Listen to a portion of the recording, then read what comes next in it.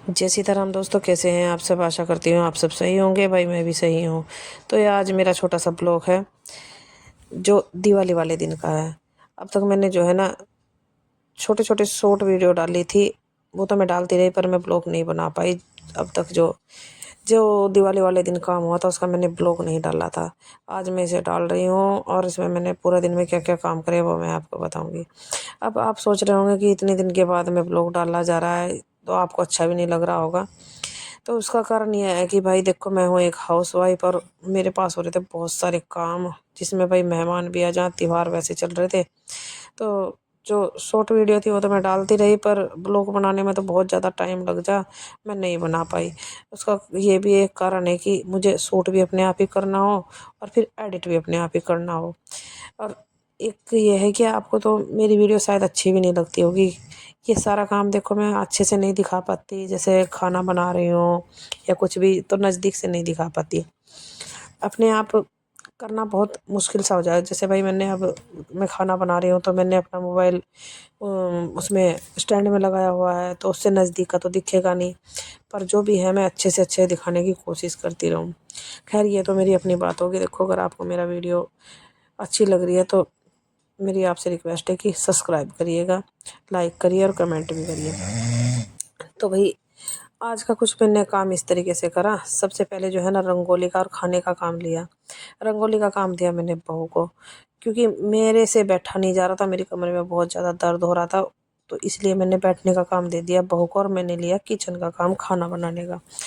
इसमें मुझे सही लगा क्योंकि खड़े खड़े तो सही सा काम कर पा रही थी पर बैठा नहीं जा रहा था। पहले मैंने देखो कहीं बहुत सारा खाना बनाना था, जैसे दाल हो गई, चावल हो गई। ज़्यादा मुश्किल तो नहीं है पर फिर भी अगर तबीयत ख़राब हो तो ये भी बहुत ज़्यादा लगे। मैंने भाई दाल बनाई, चावल बनाए, खीर बनाई और फिर बनाए थोड़े से पूड़े। पूजा में चाहिए पूड़े। तो भाई इधर बहू ने भी रंगोली बना के रेडी कर ली और पूजा के लिए मेरे फूल भी आ गए, रंगोली भी रेडी होगी, खाना भी रेडी हो गया। तो आज हमने ली थी बाइक दिवाली वाले दिन। फिर मैंने इसकी करी सेवड़ और उसके बाद में फिर गए हम भाई गांव में खेड़े पे दीवा जलाने के लिए। मावस पे दिया जलाने जाते हैं। हमारा गांव थोड़ी सी दूर पड़ता है, जहाँ पे हम रहते हैं हमारे से थोड़ी दूर है। तो वहाँ पे गए हम दिया जलाने। फिर वहाँ से जब आ रहे थे तो हमारे पास में गांव गए, गांव पास के में नहीं गांव में ही है। गांव से बाहर निकल के राम जी का दरबार है।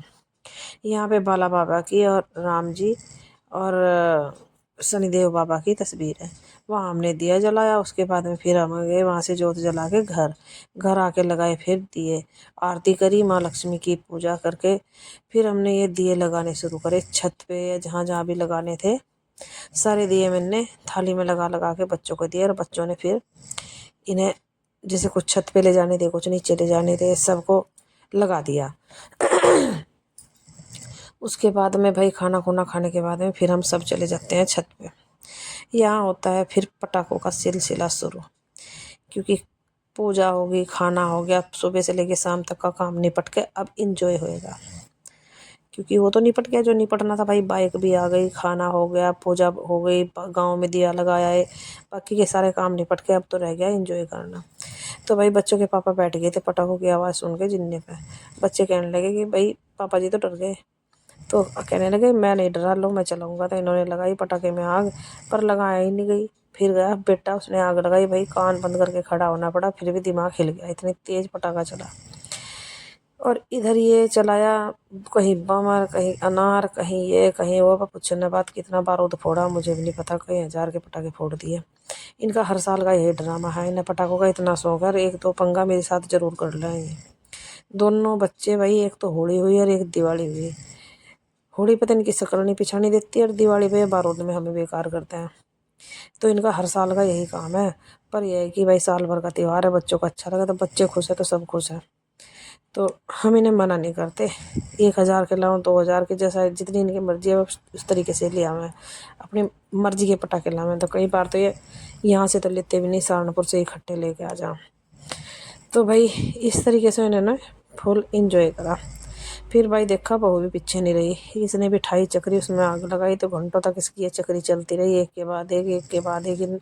इसने भी कई सारी चक्री चलाई। तो भाई जब ये एंजॉय कर रहे हैं तो क्यों पीछे रहे, तो भी चल। इसने भी अपना मन की तसल्ली पूरी करी। तो सब ने इस तरीके से एंजॉय करा। फिर रह गए बच्चों के पापा, इन्होंने भी एंजॉय करा। जय सीताराम।